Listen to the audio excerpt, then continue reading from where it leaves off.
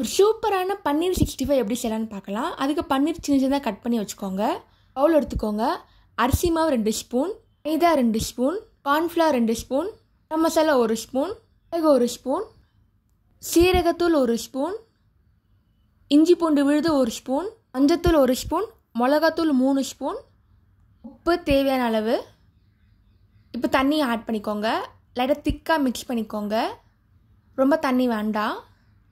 மாவு பதத்தில் இருந்தால் போதும். இந்த மாதிரி பஜ்ஜி மாவு டைப்பில் இருக்கணும். இப்போ பன்னீர் இதை ஆட் பண்ண போகிறோம். ஒன்று ஒன்றா ஆட் பண்ணுங்கள். ஃபுல்லாக கோட் ஆகணும். ஈவனாக ஸ்ப்ரெட் பண்ணுற மாதிரி பார்த்துக்கோங்க. இப்போ 10 நிமிஷம் ஊறட்டும். நெக்ஸ்ட்டு ஃப்ரை பண்ண போகிறோம்.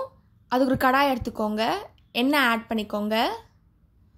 இப்போ எண்ணெய் காஞ்சிடுச்சு. பன்னீர் ஒன்று ஆட் பண்ணிக்கோங்க. நல்லா குக் ஆகணும். ரொம்ப குக் பண்ண வேண்டாம். சீக்கிரமாக வெந்துடும். அது கலர் சேஞ்ச் ஆச்சு. திருப்பி போடுங்க. ஒரு சுவையான பன்னீர் 65 ரெடி ஆயிடுச்சு. இப்போ எடுத்துடலாம்.